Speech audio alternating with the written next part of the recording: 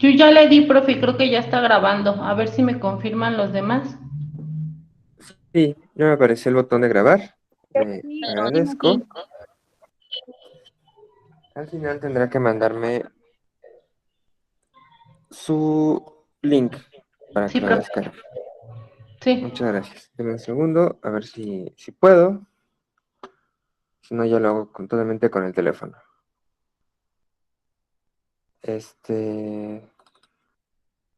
Muy bien. Muy buenos días a todos. Vamos a empezar con la lista. Muy rápidamente. Está Becerril Garduño.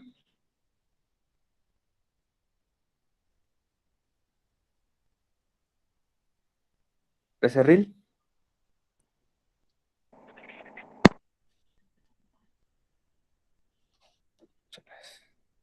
Calixto.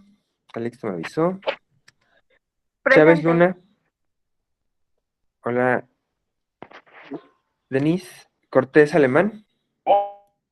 Presente. García Moncada. Presente. Presente, profe. Buenos días. Buenos días. Presente García Moncada, profesor. Buenos días, Josué. Buenos días, Lucero. Gómez Arteaga.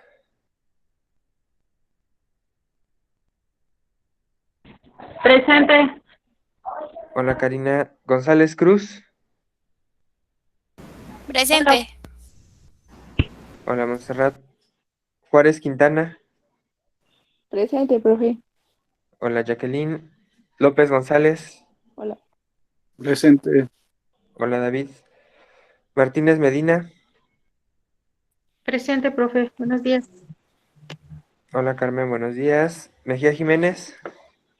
Presente, profe. Hola, Evelyn, buenos días. Mendoza Rojas. Presente, profe. Buenos días, Ángel. Lava López. Presente, profe. Buenos días, Atsiri Paredes Guerrero.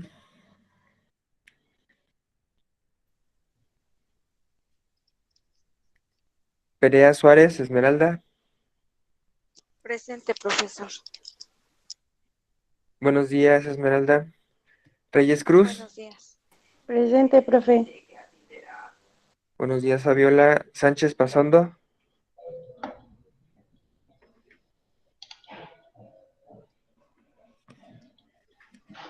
Pendiente. Santiago Pérez. Presente, profe. Buenos días, Maciel y Urrutia Contreras. Presente, profesor. Buenos días, Susana Vázquez Martínez. Presente, profe. Buenos días. Hola, Kenia, buenos días. De nuevo, ¿está por ahí María Fernanda?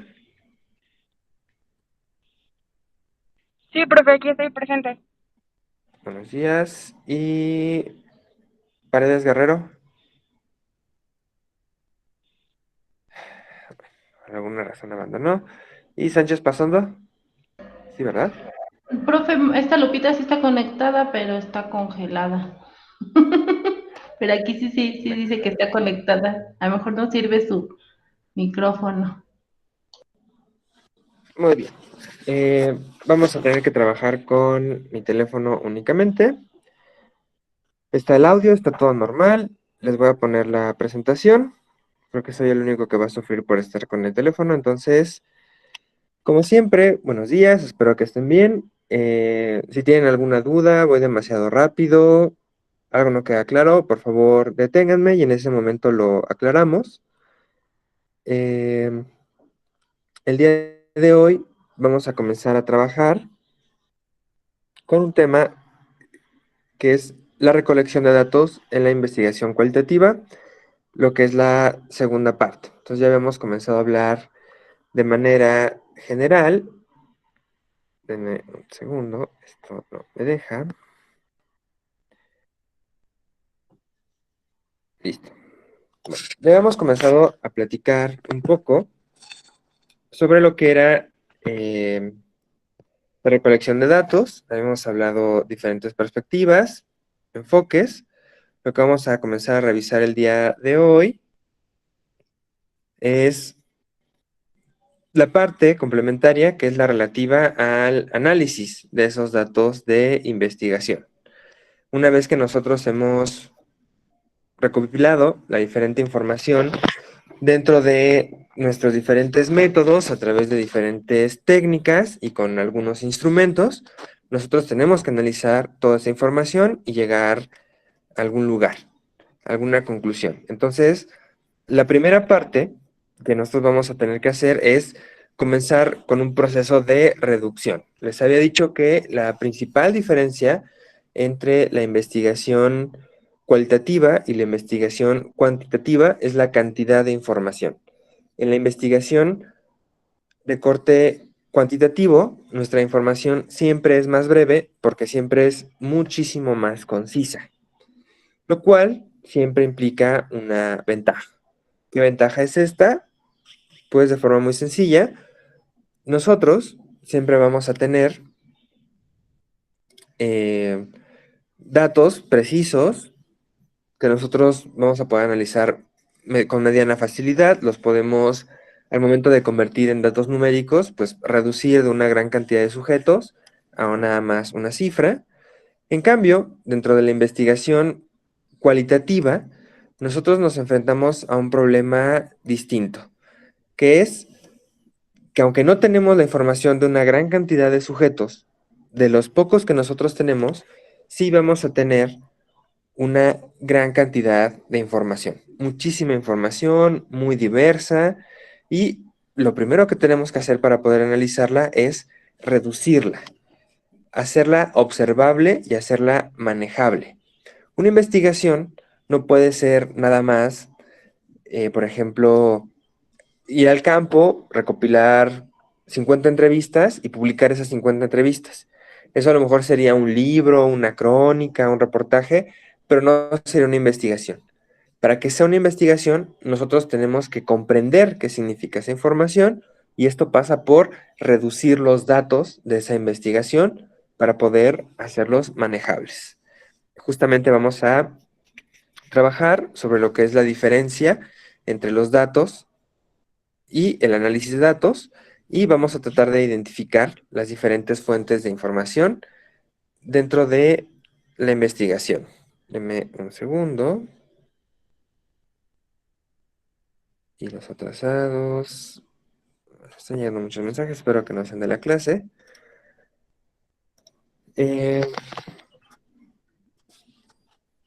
Listo. Entonces, por principio de cuentas, tenemos que hablar de manera general sobre los datos.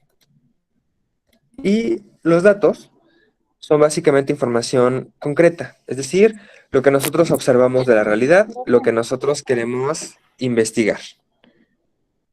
Profe, Mándeme. sí, son de la clase, es Maciel el que la sacó de la videollamada.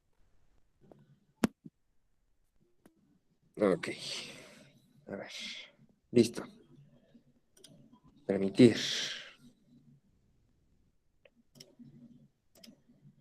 Listo. Gracias. Les voy a reiterar la necesidad de que utilicen su cuenta de correo institucional por un motivo bastante sencillo. Si ustedes tienen problemas con su conexión de internet y están utilizando su cuenta de correo institucional, pueden entrar y salir de la sesión de Google Meet sin ningún problema. Si ustedes usan cuentas de correo que no son la institucional, pasa eso. Yo estoy dando la clase y como no los veo, como tengo la presentación, me tardo, nos interrumpimos, pierdo el hilo de donde estaba y todo pasa. Pero bueno, para que lo consideren, a ver si en el futuro podemos seguir con sus cuentas de correo institucional. Entonces, les decía que los datos, en primer lugar, son lo que nosotros observamos de la realidad. Se distingue de la realidad en su conjunto en el momento que nosotros lo convertimos en aquello que nos es interesante y que estamos tratando de investigar. Finalmente, nosotros lo vamos a convertir de la realidad a una observación ¿a través de qué? A través de su traducción al mundo científico, escrito, mediante su expresión a través de palabras. de letras, de números, lo que nosotros estamos utilizando para darle formato y traducirlo, ¿no? Por ejemplo, ustedes hacen una entrevista, ¿cuál es su forma de transformar esos datos? Lo pueden grabar con un audio, lo pueden grabar con video, lo pueden hacer de forma escrita, la forma que ustedes tengan para fijar esos datos. Finalmente, la idea de tener datos es que esto nos ayuda a comprobar nuestras hipótesis. Si nosotros estamos diciendo algo de la realidad, como puede ser que el agua hierve a 100 grados centígrados, cuando nosotros observamos, tomamos nuestro termómetro, calentamos agua, lo metemos y vemos a qué temperatura hierve, estamos sustentando nuestra observación y estamos llegando a conclusiones. Finalmente, esto también nos va a ayudar a comprobar. Por ejemplo, si ustedes hacen ese experimento del agua, van a descubrir que Melchor Ocampo, estando a 2234 metros de altura sobre el nivel del mar, ya por la diferencia de la presión atmosférica, el agua no va a hervir a 100 grados centígrados, sino que va a hervir como a 97.5. Entonces, ustedes van a tener que comprobar y explicar ese resultado, y a lo mejor su primera hipótesis va a ser incorrecta. Adicionalmente, finalmente, la investigación tiene como finalidad precisamente analizar la realidad, recoger datos para explicarlos. Si nosotros tratamos de explicar la realidad un poco como hacían los griegos, de manera filosófica, abstracta, sin ensuciarnos las manos, nada más reflexionando o caminando o alguna de las diferentes técnicas que tenían, nosotros estamos rompiendo con la realidad científica moderna. Estamos escribiendo ficción, estamos haciendo reflexión filosófica, política, pero eso no cae necesariamente dentro de una investigación. Y para tratar de diferenciar de manera muy concisa qué es el método cuantitativo y qué es el método cualitativo, me encontré con esta imagen que se me hizo, además de interesante, divertida, que es cuál es la diferencia entre estos dos métodos. Y aquí nos dice que tenemos tacos gratis. Si nosotros investigamos cuántas personas están dispuestas a arriesgarse a que sean de perro, de humano o de alguna otra cosa, eso es cuantitativo, porque solamente estamos contando, viendo cuántos se acercan. Y es cualitativo cuando nosotros, por ejemplo, aquí le preguntamos a la persona qué la motivó, qué se siente, cuál fue su experiencia probando tacos gratis, porque ya no nos interesa si fueron 50 personas, sino cuál es la perspectiva personal y la motivación para tratar de comprenderlo y hacerlo. Dentro de los datos cualitativos y su diferencia respecto de los datos cuantitativos, nosotros tenemos que precisamente los datos cuantitativos nos ayudan a medir, a medir, a calcular algo de acuerdo a lo que nosotros estamos tratando de investigar. Naturalmente, les decía, sus resultados se van a expresar a través de números y nos van a explicar alguna tendencia o algún resultado, como veíamos en la clase anterior. Sus instrumentos se van a sustentar en dos elementos fundamentales, que es la medición con validez y confiabilidad. Es decir, ¿qué es lo que más nos importa dentro de la investigación cuantitativa? Saber que los instrumentos que estamos aplicando nos ayudan a recoger la información que estamos tratando de reconocer. Por ejemplo, queremos saber, en nuestro ejemplo anterior, cuántos tacos gratis se puede comer una persona. Nosotros tenemos que contabilizar cuántos tacos se miden y nuestra encuesta o nuestro guión o nuestra guía de observación tiene que traer esa función de contar cuántos tacos gratis se comen. Si nuestro instrumento nada más les pregunta, ¿te gustaron o no te gustaron? Pero no cuántos te comiste, ya no estamos midiendo lo que se supone que estamos midiendo y cualquier conclusión que diga una persona se puede comer 20 tacos gratis sin enfermarse, va a ser equivocada, porque en realidad nunca lo contabilizamos. Esta sería la principal diferencia de lo que ocurre respecto de los datos cualitativos. Dentro de los datos cualitativos, su validez no se encuentra necesariamente en la recolección de la información, en el sentido de que a nosotros no nos va a interesar o no va a ser fundamental encontrar y reconocer un dato en particular o una cantidad en particular. Lo que nos va a guiar es un enfoque teórico metodológico. Es decir, nosotros tenemos que tener una perspectiva desde alguna teoría, autor, propia o ajena, que nos diga qué estamos tratando de expresar de la realidad. Por ejemplo, les decía que nosotros hemos revisado diferentes métodos de investigación cualitativa, como puede ser la investigación-acción desde Lewis, o puede ser la etnografía desde Margaret Mead, o puede ser la fenomenología desde Husserl. ¿Cuál es la finalidad de ponerle nombre a este tipo de metodologías y además asociarlas con un autor? Que van a tener una fundamentación teórica sobre cómo tenemos que expresar y cómo tenemos que entender lo que está ocurriendo en la realidad. Es algo que para ustedes va a ser muy importante, sobre todo dentro de la materia de seminario de tesis. Algunos profesores, como el profesor Cerqueda, hacen muchísimo énfasis en esta parte y les dicen que tienen que identificar a los autores y a las corrientes con las cuales van a justificar sus ideas. Por ejemplo, si van a hablar del desarrollo de los niños en preescolar, pues seguramente van a querer recurrir a alguien como Jean Piaget. Si van a utilizar temas de didáctica, pues seguramente van a tener que buscar a algún investigador o teórico que haya hablado sobre didáctica. Así, ustedes van a tener que irle dando su enfoque de acuerdo a la información que tienen disponible. Adicionalmente, los otros elementos que ya son un poco lógicos, después de tanto hablar de las diferencias entre cualitativa y cuantitativa, pues obviamente no son numéricos, los vamos a medir de otras formas. Básicamente nos va a interesar la forma en la cual nosotros los recolectamos. Por ejemplo, en el diario de campo o en la observación participante hablábamos mucho de que el investigador no debe intervenir y alterar lo que está observando.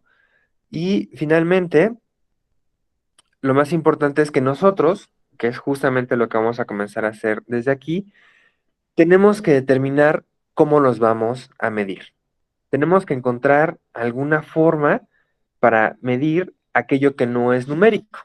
Lo que no es numérico, pues básicamente, lo que es numérico, perdón, recurrimos a la estadística, recurrimos a alguna función matemática, hacemos alguna fórmula o algoritmo. Pero ¿cómo hacemos lo mismo con datos que no son numéricos? Pues vamos a tener que traducirlos de alguna manera. Antes de que siga adelante, ¿alguna duda hasta aquí? No, profe. Bueno, argumentando de lo que dijo, pues también estos datos son flexibles, ¿no? Yo en la tarea investigué que, Ajá.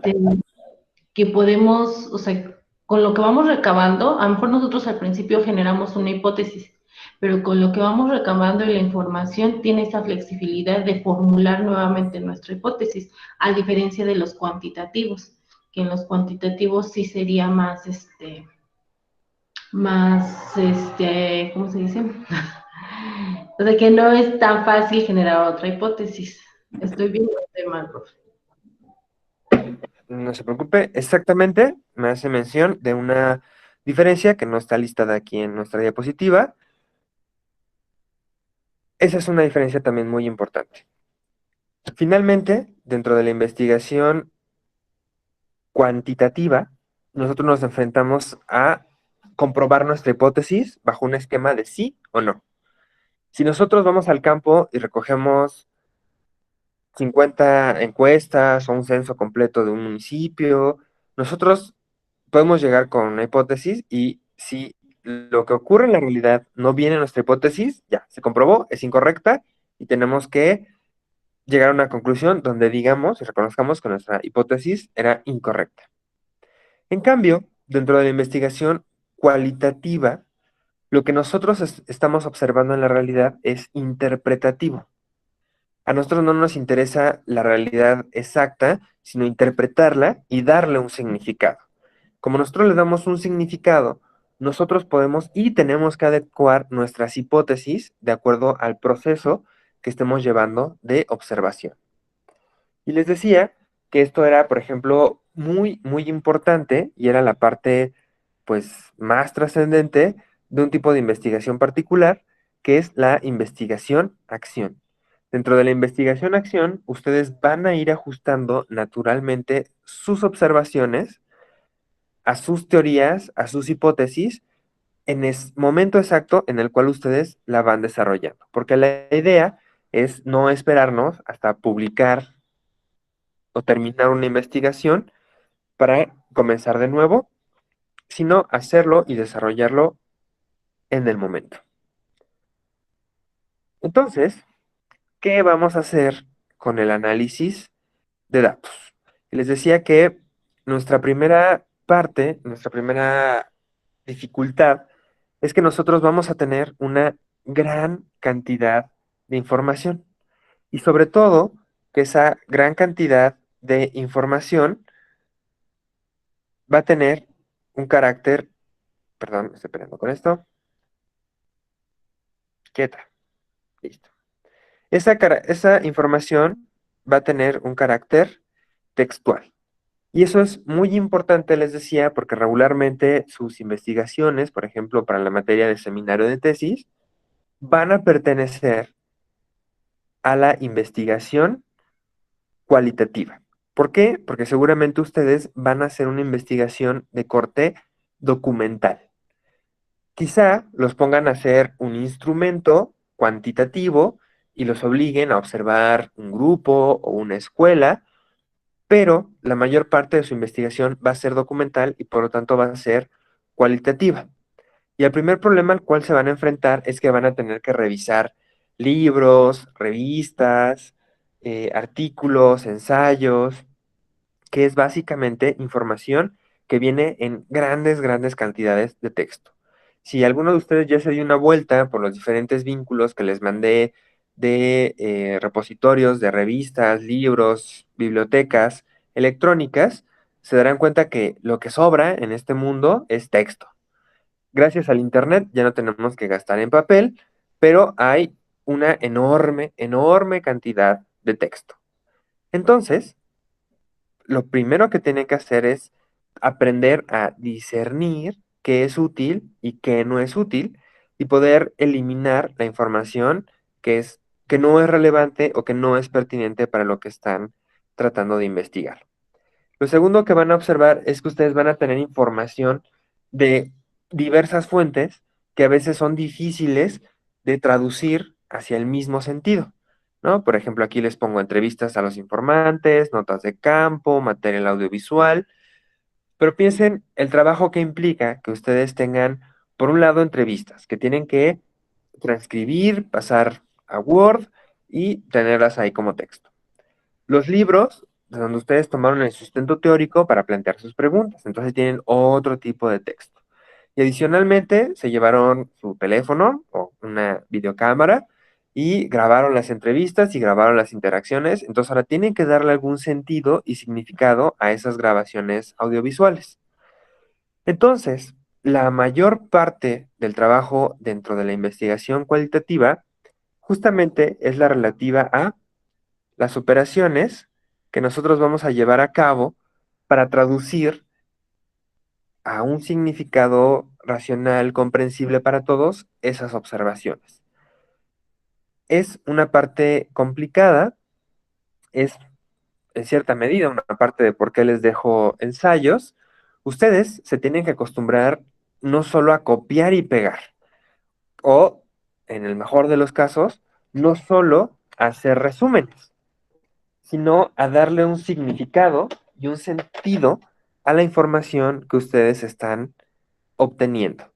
Entonces tienen que leer y comprender lo que está sucediendo para poder traducirlo. Y entonces nosotros vamos a necesitar una serie de técnicas para analizar los datos. Recordarán que nosotros ya hablamos, que tenemos metodologías, que son grandes eh, corrientes, significados de formas de analizar y entender la realidad. Dentro de estas metodologías, nosotros tenemos una serie de métodos, que son formas particulares de obtener y traducir la información. Y estos métodos básicamente se van a integrar de técnicas, que les decía, son formas particulares de hacer las cosas. Entonces, en las clases anteriores hablábamos de diferentes técnicas, como puede ser la entrevista, el cuestionario, el diario de campo, la observación participante, los grupos focales. Y de esta misma forma, así como tenemos una serie de técnicas para recoger la información, vamos a necesitar una serie de técnicas especiales para analizar la información que recolectamos. Por ejemplo, si nosotros tenemos un método etnográfico y recurrimos a la técnica del diario de campo, nosotros vamos a tener que recurrir a una técnica de corte descriptiva. ¿Por qué? Porque ese es el tipo de trabajo etnográfico. Si nosotros le aplicamos otro tipo de técnicas, le vamos a ir restando credibilidad a nuestra investigación porque estamos llegando a lugares a los cuales no está diseñado ese método en particular. Si nosotros vamos a realizar, por ejemplo, análisis de corte teórico, como lo harán algún día ustedes en seminario de tesis, pues básicamente van a tener que orientarse a utilizar técnicas que nos permitan ilustrar o comprobar la veracidad de una teoría sociológica, educativa, pedagógica, política, económica, jurídica, la que ustedes gusten. Entonces, nuestras técnicas, como puede ser la técnica deductiva o la diferentes técnicas de análisis documental, nos tiene que ayudar a explicar esas partes teóricas de nuestra tesis o de nuestro trabajo de investigación. Finalmente, les pongo aquí de ejemplo el tema del análisis de vida, porque es una de las técnicas de recolección de datos más compleja. Les decía, no basta con que la persona nos cuente lo que quiere o lo que les parezca interesante de su vida, sino que nos tiene que contar aquello que nos es relevante para la investigación. Entonces, nosotros tenemos que ser muy cuidadosos para dirigirla adecuadamente y que nos vaya dando la información que necesitamos, aunque para ella no le parezca lo más relevante. Lo cual implica asimismo que cuando nosotros vamos a analizar esa investigación, tenemos que ser el doble de cuidadosos en la forma en la cual nosotros la analizamos y la comprendemos, porque nosotros vamos a querer analizar y comprender lo que nosotros pretendemos probar dentro de la investigación. Si nosotros no hacemos eso y nos vamos a detalles que a lo mejor son relevantes, pero no están relacionados con lo que queremos investigar, nos estamos convirtiendo en narradores, en novelistas, en chismosos de barrio, pero no en investigadores, porque nos estamos alejando de lo relevante para contar minucias o insignificancias. No sé si les ha pasado que tienen algún amigo o amiga que les cuenta una anécdota y se va a cualquier lado, menos a lo que se supone que les está contando. Entonces les dice, mira, ¿qué crees que le pasó a Juanita? ¿Qué le pasó a Juanita? Pues es que mira, yo nací en el año de 1986 y luego mi familia se mudó a Tlalpan, pero resulta que el tío Ricardo vivía cerca de Popocatépetl, pero espérame, me acabo de acordar que mi perro se llama Joaquín y Joaquín se hizo del baño y mordió a la niña de la vecina. Oye, ¿te platiqué de la niña de la vecina? Entonces, cuando nosotros hablamos, regularmente hablamos de esa forma, naturalmente. ¿Por qué? Pues porque no estamos todo el tiempo haciendo una investigación seria, sino que simple y sencillamente queremos comunicarnos con otro ser humano y la mayor parte del tiempo básicamente hacemos ruido que es natural, es parte de ser seres humanos. Pero Dentro de una investigación, esto no puede suceder. Ustedes tienen que ser muy precisos y muy pertinentes a lo que quieren decir, sin perderse y sin irse por las ramas a información que no es relevante para la investigación, lo cual no implica que tengan que ser excesivamente breves o lacónicos. Simple y sencillamente no deben salirse de los temas que están tratando de reportar. Y ahora sí, ¿cómo se realiza un análisis de datos cualitativos y qué tipo de técnicas vamos a ir utilizando? En primer lugar, nosotros necesitamos recurrir a lo que se conoce como la fase de descubrimiento. La fase de descubrimiento es distinta de la fase de recolección. En la fase de descubrimiento, nosotros ya tenemos los datos, ya recogimos la información, ya estamos de regreso a nuestra oficina, casa, escuela, y ahora vamos a analizar los datos. Y lo que tenemos que hacer es básicamente revisarlos, sentarnos, despejarnos un rato, comer, cenar, echarnos un cigarro o lo que ustedes hagan para despejarse y regresar a nuestros datos para comenzar a leerlos otra vez, otra vez. Esa sería nuestra primera técnica. Tenemos que leer nuestros datos, aquí les pongo de manera reiterada. ¿Esto qué quiere decir? No basta con una lectura, no basta con una lectura superficial, tenemos que leerlo con mucha atención a la idea o con la finalidad de encontrar patrones o corrientes, significados, excepciones, cualquier cosa que nos ayude a explicar nuestro trabajo de investigación. Conforme nosotros lo leyamos, lo vamos leyendo, perdón, básicamente nos vamos a dar cuenta y nuestro inconsciente nos va a ir dando ideas de esto se parece a lo que leí en tal autor, este chisme está bueno porque está diferente de los demás, así. Nosotros vamos encontrando acá relevante que básicamente nos dice que tenemos que seguir nuestras intuiciones o ideas, es decir, tratar de comprobar o de entender aquello que nos es relevante.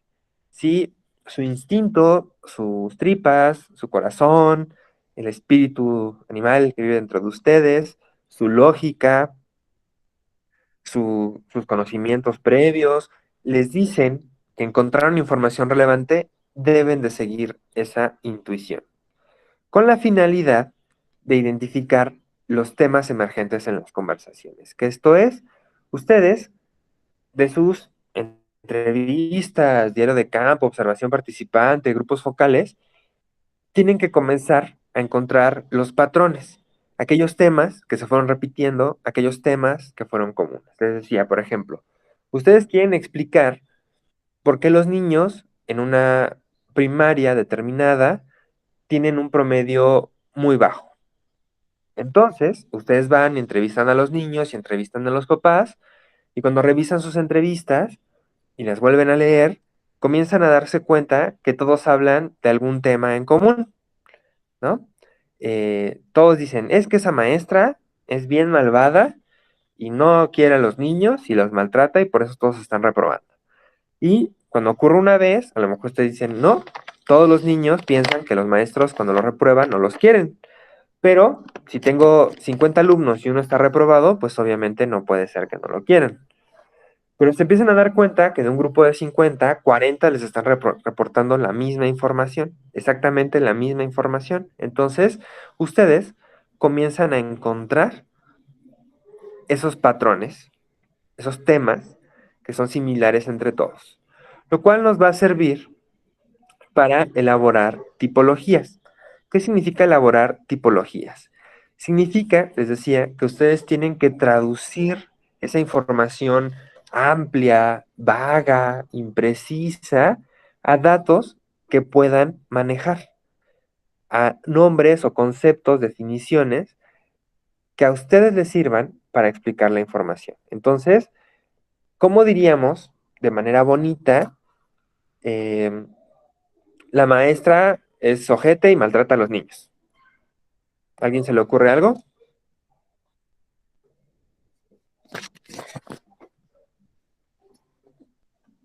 Háganme caso en lo que tomo agua. Yo. Bueno, mira, es la primera. Es- Pero la maestra es muy especial con nosotros. La maestra es muy especial. Ok. Pero para una investigación que no es, donde ustedes no son los alumnos, sino una persona ajena al grupo, ¿cómo pueden decirlo sin que su colega pedagoga o normalista se enoje porque dijeron, es que sí es bien pinche ojete la maestra?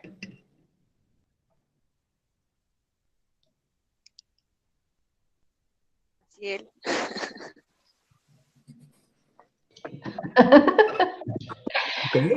A ver, pues yo diría que la manera como se dirige la docente hacia los Ujú. alumnos no es de la mejor manera respectiva, por lo cual el rendimiento académico que los alumnos están presentando se encuentra con rezago escolar o deteriorado o no sé qué otro sinónimo poner. Ándele, perfecto. Así ya comenzamos a desarrollar una investigación de verdad.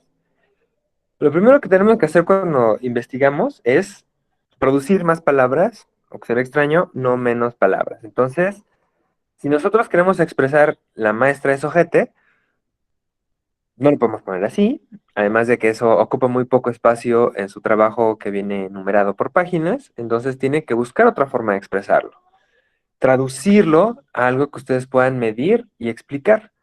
Por ejemplo, pueden decir, eh, como dato cuantificable, problemas de violencia o de desconfianza dentro del grupo. Ya, dentro del grupo encontramos que 40 alumnos reportan desconfianza y temas de violencia con la profesora. Y ahora lo explicamos de manera cualitativa. Eh, Dentro del grupo hay una dinámica negativa donde profesora y alumnos no han sido capaces o no han encontrado la manera de desarrollar una dinámica adecuada, cooperativa y de respeto, lo cual está incidiendo de forma negativa en el aprovechamiento escolar de los alumnos, que se ve reflejado en sus calificaciones. Entonces, como verán, básicamente se trata de manera inadecuada, diríamos que se trata de aventarnos del choro, pero no queremos aventarnos un choro, sino que estamos tratando de explicar la realidad a través de tipologías, a través de una serie de palabras a las cuales nosotros les podemos atribuir un significado que explique la realidad, ¿no? Por ejemplo, cuando yo les digo dinámica, pues estoy tratando de explicar la convivencia, ¿no? Cómo se llevan. Cuando yo les digo incide, pues les estoy diciendo que no es la causa principal, porque la causa principal es el proceso de enseñanza-aprendizaje, pero sí afecta el fenómeno y sí afecta los resultados de esa enseñanza-aprendizaje. Cuando yo les digo que no saben comunicarse, pues es una forma adecuada de decir que se mienta la madre cada vez que se ven. Entonces, nosotros tratamos de expresarlo de una mejor manera.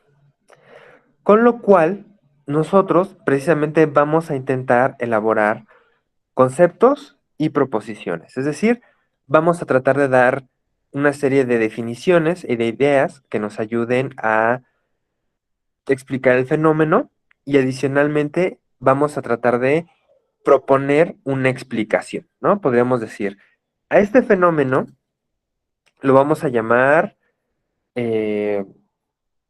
bullying docente-alumno. Y el bullying docente-alumno es un fenómeno que ocurre en algunas aulas de clase y que tiene como resultado algo muy particular, que es reducir el nivel de aprovechamiento de los alumnos. Entonces, así nosotros vamos explicando la realidad a través de propuestas que nosotros vamos haciendo, proposiciones, es decir, afirmaciones o negaciones sobre la realidad. ¿Dudas sobre esta primera fase de descubrimiento? No, profe. Perfecto. Entonces, a continuación, nosotros, ya que terminamos esta fase, ya que dejamos que la información descanse el tiempo que tenemos, que puede ser unas semanas o unos días o unas horas, si lo hacen en el último minuto, nosotros vamos a comenzar con la fase de codificación. En la fase de codificación, nosotros vamos a reunir y analizar los datos, tratando de encontrar patrones de semejanza y de diferencia. Es decir, los vamos a ir agrupando para que sea más fácil observarlos y para que sea más fácil explicarlos. Entonces, les decía que en nuestra primera etapa en el descubrimiento, nosotros tenemos que elaborar tipologías. En nuestra fase de codificación, nosotros vamos a desarrollar esas tipologías. Es decir, vamos a establecer una serie de categorías de codificación. Entonces, tenemos toda nuestra información, ya la ordenamos, ya le pusimos nombres. Ahora tenemos que establecer categorías. Es decir, piensen en un mueble de casa con cajones, una cajonera, donde ustedes tienen 6 cajones. Entonces ya tienen su información, ya la analizaron, entonces ahora van a ir metiendo la información A en el primer cajón, la información B en el segundo cajón, la información C, así, respectivamente. En el ejemplo que estamos manejando, ustedes me reportan, ya encontré que hay un tema de violencia en la relación profesores-alumnos, en este caso en particular. Pero esta violencia es de diferentes tipos. Por ejemplo, hay un niño al cual no ignora, no le hace caso, no lo voltea a ver, finge que no existe. Pero hay otro niño al cual le grita hasta de lo que se va a morir y lo maltrata. Y hay otro niño al cual no lo deja entrar nunca a las clases, nada más porque le cae gordo. Y hay otro niño al cual siempre está menospreciando y menoscabando, diciéndole que está feo y que se viste feo y que es pobre y que es tonto. Entonces, aquí ya nos dimos cuenta que nuestra tipología de violencia tiene varias expresiones. Entonces las vamos a meter en nuestras categorías, ¿no? Por ejemplo, dejar fuera del salón, hablar de manera despectiva, ignorar, menospreciar, y así nosotros lo vamos ordenando y lo vamos metiendo. ¿Para qué? Para que nosotros podamos codificar esos datos. Es decir, que ya no nada más en nuestro texto los reproduzcamos y pongamos, Juanito dijo que le habían hecho esto, y Pedrito dijo que le había pasado esto, y Laurita dijo que le había sucedido esto, sino que nosotros podemos decir, en la investigación, nosotros nos encontramos con un caso de violencia que se expresa a través de estas diferentes categorías. Tantos niños nos reportaron esto y nos dijeron que si la maestra los menospreciaba, se sentían de esta manera. Y lo vamos codificando precisamente ¿para qué? Para separar los datos y poder ubicarlos dentro de nuestra cajonera y saber qué va en cada lugar, porque eso nos va a ayudar a explicarlos de manera más sencilla. Y además nos va a ayudar con algo muy importante dentro de la investigación cualitativa, que es algo que no ocurre en la investigación cuantitativa, que es encontrar cuáles son los datos que nos sobran. ¿Cuáles son aquellos datos que no caben en ninguna categoría, que a lo mejor nosotros ni siquiera teníamos pensados dentro de la investigación y que ahora tenemos que traducir y tenemos que saber si los vamos a dejar fuera y vamos a tener que explicar por qué los dejamos fuera? En el caso de la investigación, cuando nosotros dejamos algo fuera, no lo dejamos en el olvido o lo borramos, sino que lo tenemos que hacer evidente y decir, para este caso de la investigación ocurrió esto, pero no es relevante para la investigación y por lo tanto lo vamos a tener que dejar fuera de la investigación. En el ejemplo que estamos manejando, por ejemplo, podríamos estar hablando de la violencia profesores-alumnos. Pero luego, entrevistando a la profesora, ella nos cuenta que su marido le pega y que él es infiel y que es bien ojete y un borracho, drogadicto. y tiene una historia de vida así melodramática, la pobre. Eso a lo mejor es muy importante. Es más, dentro de su historia de vida seguramente es muy, muy, muy importante, pero no tiene que ver con lo que nosotros estábamos investigando. En ese sentido es un dato sobrante porque no va a entrar dentro de las categorías de nuestra cajonera, pero lo tenemos que hacer evidente. Tenemos que decir, la profesora reporta una situación de violencia fuera del ámbito escolar y académico, por lo cual no lo consideramos para la explicación de nuestra investigación. Y así, lo tenemos que expresar para, para que la propia persona que estamos investigando y la comunidad científica sepan que no estamos invisibilizando los datos a propósito. ¿Mm? Yo les preguntaría, a ver, em, si ustedes van a investigar el desarrollo de los niños en preescolar, ¿qué categorías tendrían que buscar para explicar ese desarrollo?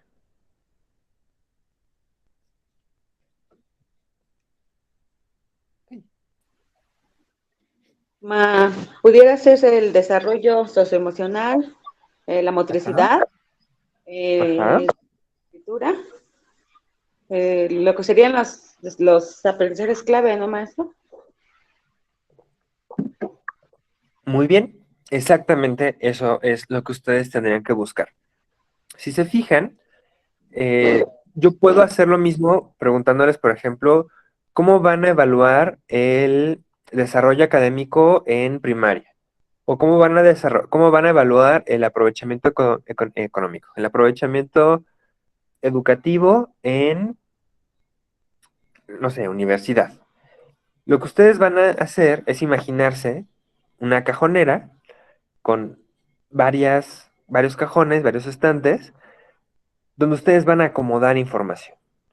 Y esta información regularmente no se la van a sacar de la manga o no la van a inventar prima facie o no van a nada más a buscar por buscar.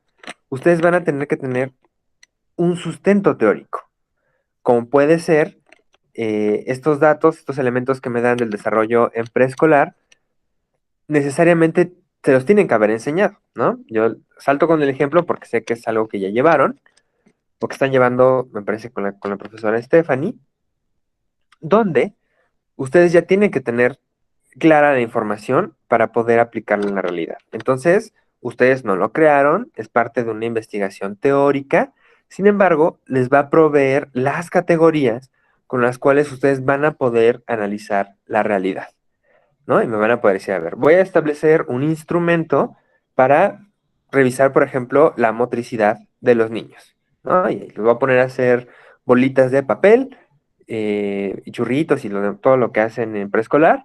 ¿Para qué? Para observar si realmente tiene un desarrollo de la motricidad. Pero lo metieron en una categoría específica que les va a ayudar a no confundirla con el desarrollo, por ejemplo, de lo que me decían, socioemocional y las demás categorías. Entonces, dentro de la codificación, ustedes van traduciendo estos datos y ahora sí van metiendo esa información en los diferentes cajones.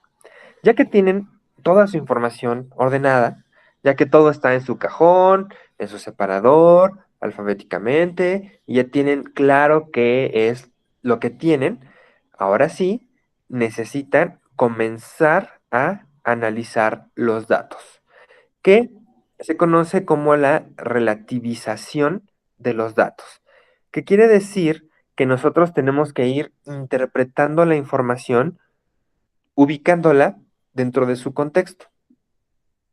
En primer lugar, nosotros vamos a tener que hacer una separación.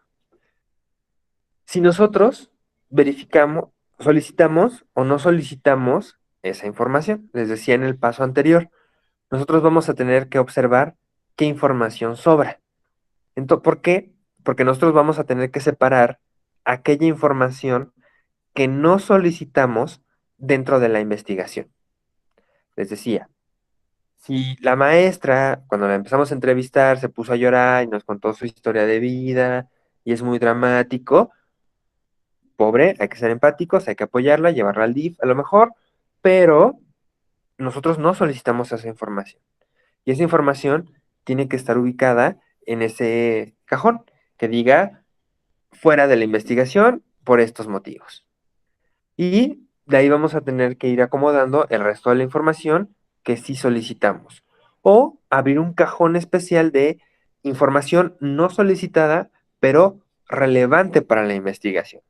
Yo iba con los niños a preguntarles por violencia en el aula de clase y me dan otro tema u otra información de violencia por parte de los directivos. No sé, se me ocurre. Entonces, ustedes van a tener que incorporar esta nueva información.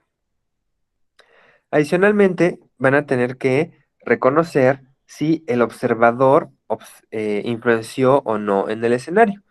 Les decía que con el diario de campo, con la observación participante, nosotros tenemos que ser muy cuidadosos de que el fenómeno que estamos observando no se vea alterado por la presencia del investigador, ¿no? Por ejemplo, a lo mejor ustedes quieren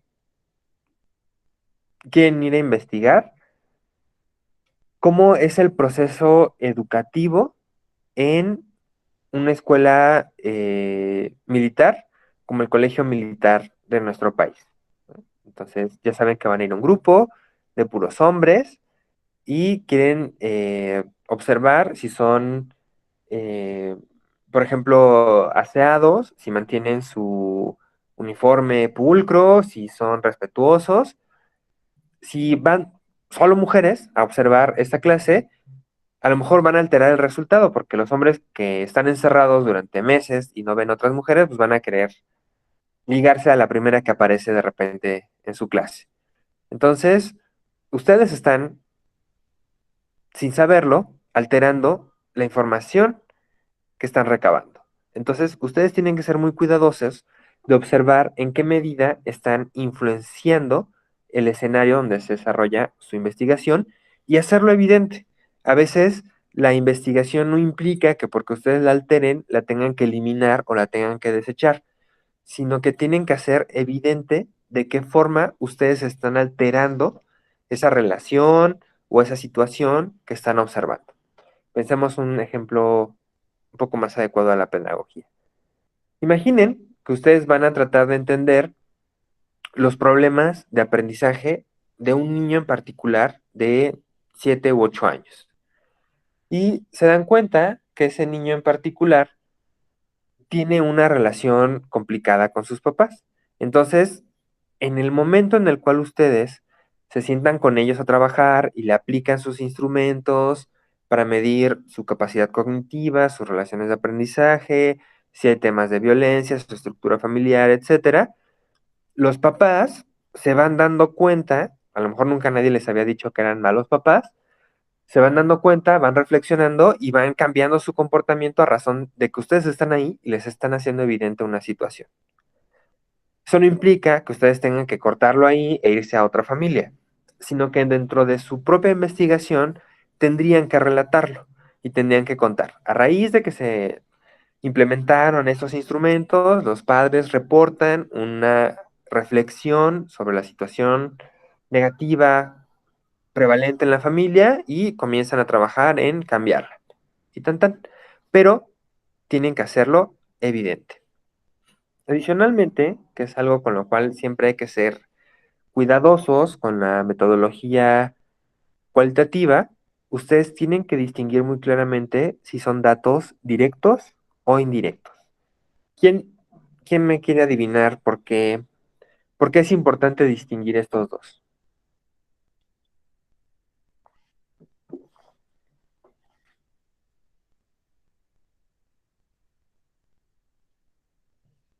No se peleen, uno nada más.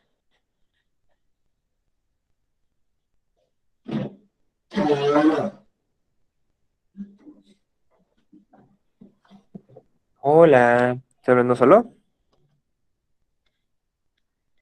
Niños. No, profe, pero yo estoy dando paso a que participen mis compañeros. Sí, ya sé. Pero me gusta intentar obligarlos. Muy bien. Hay una razón por la cual ustedes tienen que distinguir muy claramente entre datos directos o indirectos. Su investigación y su validez depende en buena medida de que ustedes aclaren si lo que están reportando lo observaron directamente o alguien más se los platicó. Si ustedes lo observaron directamente, ustedes garantizan esa observación. Ajá. A lo mejor es subjetiva, se pueden cometer errores, pero ustedes lo observaron y les consta y así lo reportan.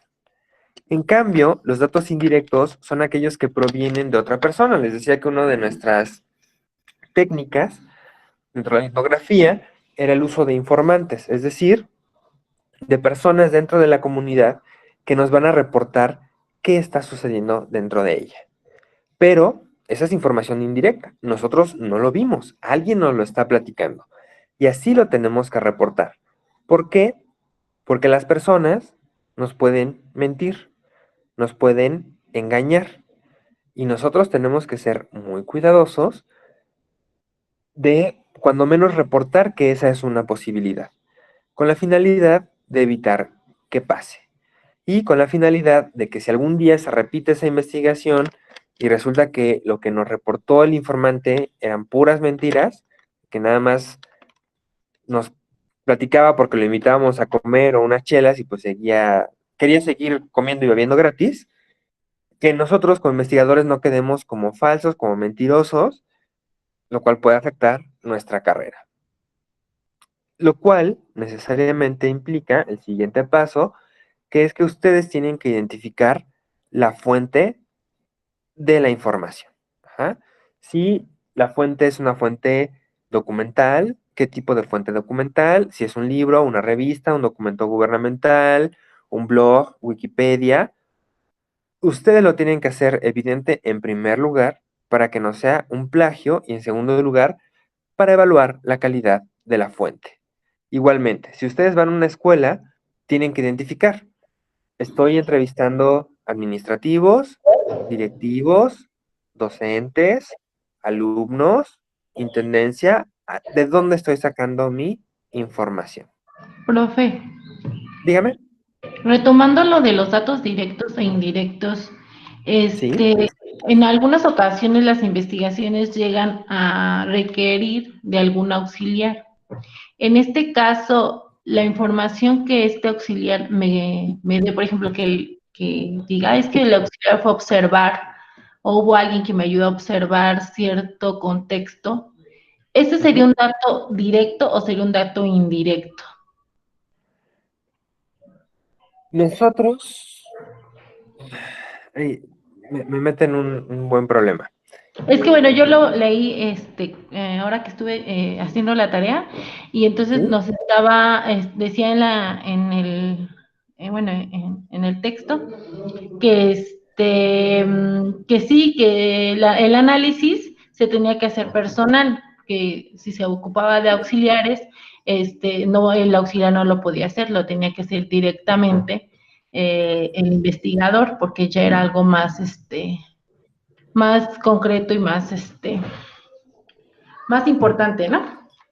Pero en Sí. este caso, por ejemplo, cuando ahí, yo por eso le estoy preguntando, porque yo lo leí de ahí, ¿qué sería entonces lo que el auxiliar o el ayudante del que nos estamos apoyando nos daría un dato directo o un dato indirecto? Porque el análisis lo voy a hacer yo, a final de cuentas, como Sí. investigador. Pero, entonces, ¿cómo yo categorizo esos datos que el auxiliar o quien me ayude a hacer la observación? Lo voy a poner como directo o como indirecto. Depende. Y es justamente el paso de la muerte. Si nosotros queremos hacer un estudio muy grande, no lo podemos hacer de manera personal, necesitamos ayuda, puede ser un auxiliar, llámese trabajador, becario, asistente, lo que sea. Y si nosotros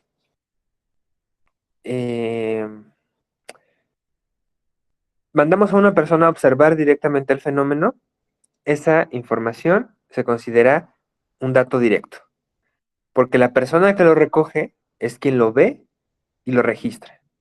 Si esa persona distinta a nosotros va y lo recoge, pero a él se lo reportan, él entrevista al informante, a él le platican el chisme, esa es información que nosotros vamos a considerar indirecta. Regularmente suceden dos cosas. Una, cuando son un estudio pequeño y aún así recurrimos a auxiliares, lo tenemos que hacer evidente. La gente es muy mezquina, pero básicamente tendríamos que darles una coautoría y reconocer que si ellos participaron, ellos también son autores. Y ya, lo brincamos porque también son datos directos. Sí, es muchísima gente que lo único que hizo fue recoger y entregar, pues en ese momento nosotros así lo tenemos que reportar.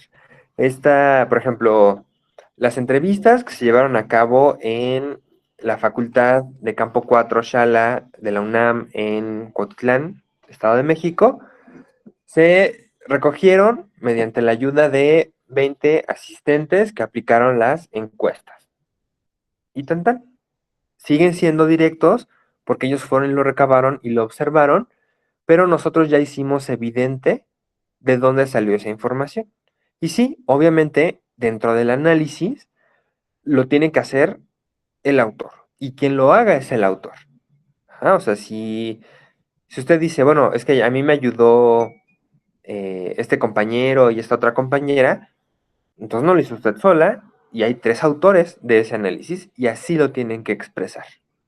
Y no hay ningún problema, ¿no? La coautoría no solo es común, es importante para la investigación porque añadimos puntos de vista y un análisis mucho más profundo. Ok, A perfecto. continuación, ¿sí? Gracias. Y precisamente esto es muy importante porque todo gira alrededor de que nosotros tenemos que hacer evidentes este último punto, que es el sesgo de los propios supuestos. Cuando nosotros investigamos algo, tenemos una serie de prejuicios, de ideas previas a la investigación, naturalmente como todos los seres humanos y como parte natural de la investigación. Entonces, nosotros tenemos que hacer evidentes esos sesgos. No importa si ocurrieron en el planteamiento teórico, no importa si ocurrieron en la recolección de los datos, no importa si ocurrieron en el punto de análisis de los datos, nosotros tenemos que hacer evidentes los sesgos. Por ejemplo, ya que nos estamos poniendo la camiseta de docentes, a lo mejor nosotros pensamos que no existe en nuestro ejemplo del día de hoy violencia del profesor hacia los alumnos, sino que los alumnos siempre están buscando la manera de trabajar lo menos posible y seguramente están acusando al profesor de algo que no es cierto, nada más para no hacer tareas. Ese es un sesgo. Ustedes están presumiendo que los alumnos se portan de manera negativa cuando a lo mejor no es así. A lo mejor y sí, pero si ustedes lo presumen antes de realizar la investigación, eso, les reitero, se llama sesgo.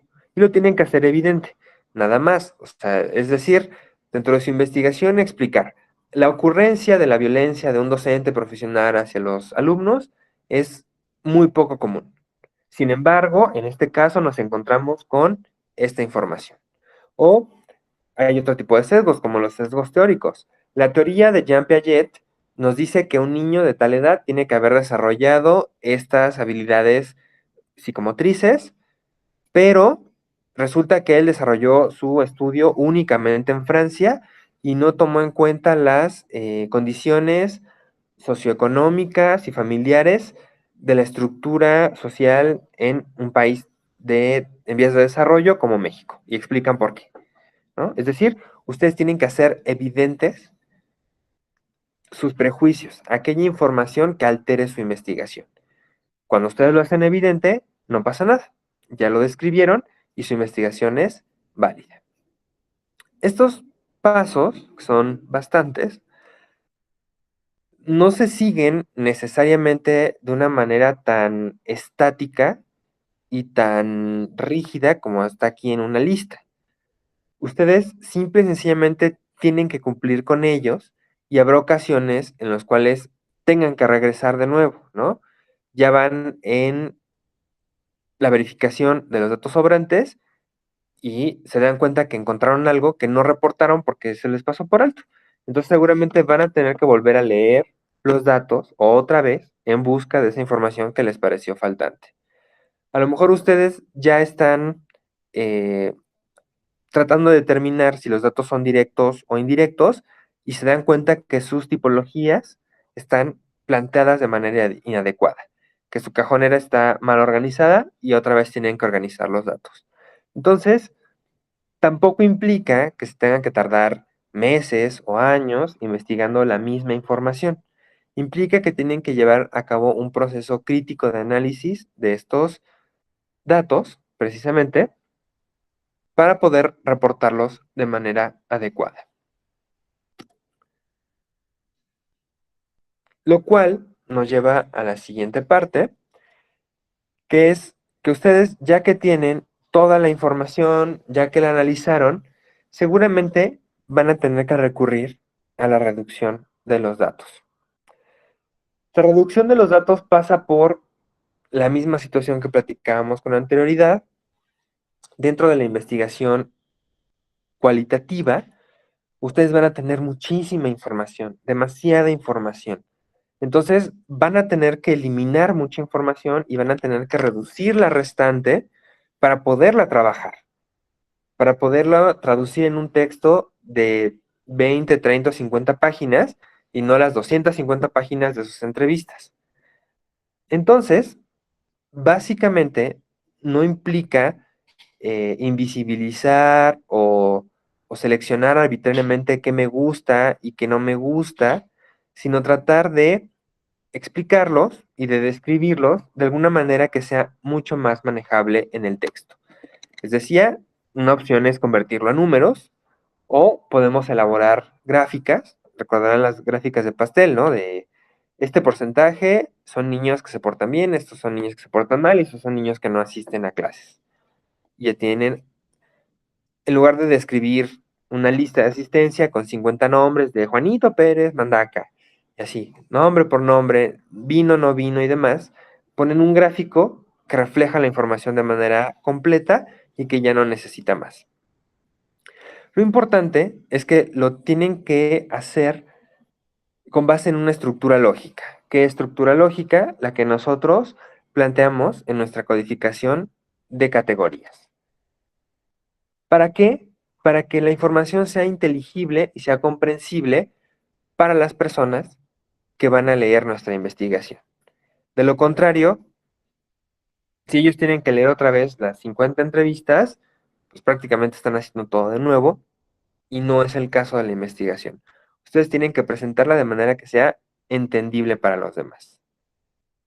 Esta operación la podemos hacer de distintas formas, les decía, conceptual, numérica o gráfica, y se refiere básicamente a categorizar y dosificar los datos. Vamos a pensarlo, por ejemplo, en el marco de una investigación documental, como lo van a hacer en su tesis para seminario de tesis. Ustedes van a poder hacer una categorización conceptual, ¿no? Por ejemplo, me van a decir, voy a hablar sobre el desarrollo de los niños. Entonces, voy a hacer una lista o un esquema de todos los conceptos que necesito para explicar el desarrollo de los niños. Y empiezo. ¿Qué significa motricidad? ¿Qué significa socioemocional? ¿Qué significa manejo de esfínteres? No sé, no me acuerdo otra cosa. Y ustedes me van poniendo una lista de conceptos que van a utilizar para reducir sus datos. Entonces, cuando van y observan a su clase de preescolar, ya tienen las ideas para expresarlo. Tantos niños, ahora sí pasamos a lo numérico, ya tienen un adecuado manejo socioemocional. Tantos niños no han desarrollado un nivel de motricidad fina adecuada para su edad. Y así. En lugar de reportar Pedro, Juan, María, Carlos, Enriqueta y así, no, nada más a datos que sean fáciles de leer. Y esto es muy, muy importante dentro de la investigación cualitativa, porque tenemos grandes volúmenes de información. Lo interesante dentro de la investigación cuantitativa es que este proceso es intrínseco. Como tienen números, una vez que están contabilizados y pasados a una cifra, ya redujeron los datos. Para reducir los datos, obviamente nosotros vamos a tener que utilizar diferentes estrategias. La primera de ellas, ya hemos hablado de ella, es la categorización. Y las categorías, como aquí les pongo, son clasificaciones más básicas de conceptualización y se refiere a poner a los objetos dentro de clases para que nosotros podamos decir algo específicamente de ellos. Aquí yo les pongo, por ejemplo, un árbol de la vida, que lo recordarán de sus clases de biología, se relaciona íntimamente con la evolución y donde nosotros vamos clasificando y vamos poniendo a las criaturas conforme se van relacionando entre ellas por tener características similares. Entonces ponemos a los grandes grupos. Lo que es la vida vegetal es autotrofa, tiene cloroplastos, procesa alimentos, etc. No es móvil, no sé. Y por otro lado tenemos a los animales, que son móviles, que no son autótrofos, sino heterótrofos, y tienen características de motilidad, aunque sea limitada. Y luego en animales decimos, a ver, estos son reptiles, estos son mamíferos, porque estos tienen sangre fría y estos tienen sangre caliente. Hay gusanos que tienen esas características y así. Vamos metiendo a las cosas, grandes cantidades de cosas, en una serie de clases que nos ayuda a entenderlo mejor. En lugar de dibujarles aquí, por ejemplo, a los 500,000 elefantes que sobran en el mundo, les pongo aquí un elefante que representa a toda su especie. Esto, finalmente, lo hacemos con la finalidad de poder hacer comparaciones. Poder comparar qué ocurre entre dos clases distintas o entre sujetos de la misma clase. Y, sobre todo, para poder establecer contrastes, es decir, por qué son diferentes o por qué son similares. Nosotros vamos a buscar organizarlos conceptualmente, es decir, darles un sentido. Lo que les decía en la lámina anterior, si nosotros hablamos de que los niños tienen una serie de características con base en ciertas categorías, en ciertos conceptos, eso nos ayuda a organizarlos. Entonces, yo puedo decir, niños con motricidad fina adecuadamente desarrollada, niños con motricidad fina pobremente desarrollada y niños sin motricidad fina. Si lo dejo boca abajo, se ahoga el niño. Me sirve para organizarlos. Y finalmente, la categorización, que es establecer estas categorías, nos ayuda a ordenar los datos registrados. Y esto nos ayuda a simplificar grandes cantidades de datos y a trabajarlos de mejor manera para la investigación. ¿Tienen alguna duda sobre el tema hasta el día de hoy? No, profe. No, querido profesor. Muy bien. Para su siguiente clase, que es el 25 de julio, tienen otro ensayo donde tendrán que responder estas preguntas. Vamos a seguir con el tema del análisis de datos. Vamos a ver qué es la separación en unidades, qué es la identificación y la clasificación, y el síntesis y agolpamiento, que suena muy extraño, pero van a ver que es algo bastante sencillo. Por ahí alguien me preguntó en la semana si me había equivocado y les había puesto las mismas fuentes. En teoría es porque esas fuentes tienen la información. Si no encuentran algo en las fuentes que les proporciono, me lo dicen y con todo gusto les mando otro libro u otro texto donde que les pueda ser de utilidad. La idea tampoco es saturarlos, por eso no les pongo 20 libros. Como siempre, es un gusto saber de ustedes. Hoy de plano no los puedo ver porque les reitero que estoy en el teléfono. Les mando un abrazo, se cuidan, espero que estén bien, no se expongan al COVID y nos vemos el siguiente sábado. Muy Gracias, amable, profe. profe. Un abrazo también para usted. Adiós, Hasta profe. luego. Bonito Gracias, fin. Hasta profe. luego. Bye. Buen Hasta fin. luego, profe, cuídese. Igualmente. Gracias. Bye. Bonito fin de semana. Adiós, adiós.